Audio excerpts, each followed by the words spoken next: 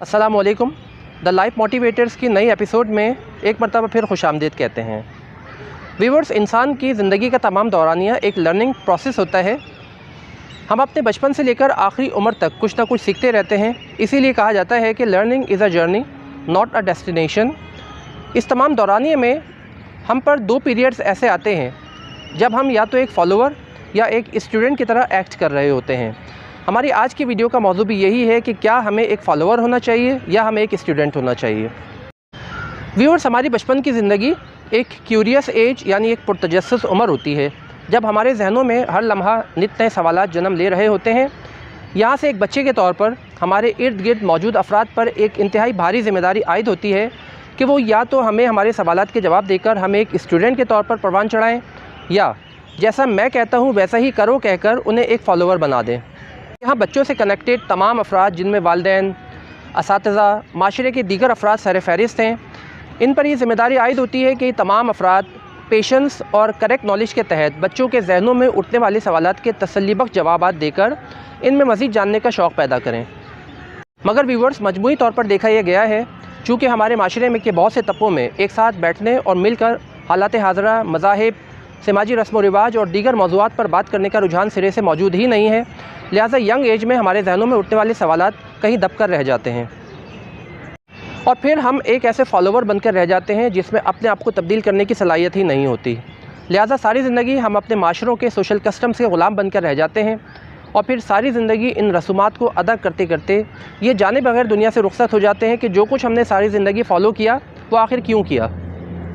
Viewers, जब माशरे में बच्चों की तालीम का मरहला शुरू होता है तो बचपन से ही बच्चों के जहनों में ये बात उंडेल दी जाती है कि मेरा बच्चा बड़ा होकर डॉक्टर, इंजीनियर या वो प्रोफेशनल बनेगा जो हम एज अ पेरेंट उसे बनाना चाहते हैं।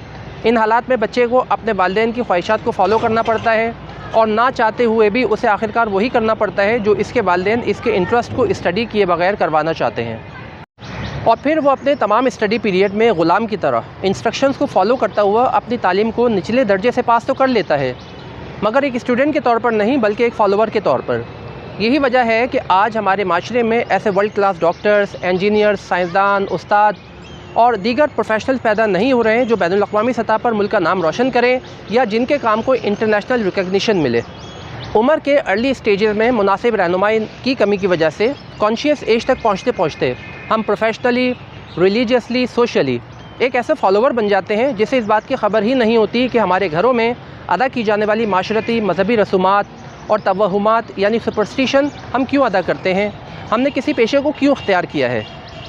व्यूअर्स, अगर हम ट्रैफिक सिग्नल पर रुकने के इशारे के बावजूद ना रुककर कानून शिकनी कर रहे होते हैं या ओवर स्पीडिंग के नतीजे में किसी हादसे का या तो शिकार हो रहे होते हैं या किसी को हादसे का शिकार कर रहे होते हैं, तो इस वक्त हम एक स्टूडेंट से ज़्यादा एक फ़ॉलोअर होते हैं जिन्हें इस बात की ख़बर ही नहीं होती कि हमारा ये अमल हमारे और दूसरे अफराद के लिए किस कदर तबाकुन नताइज का बाइस बन सकता है।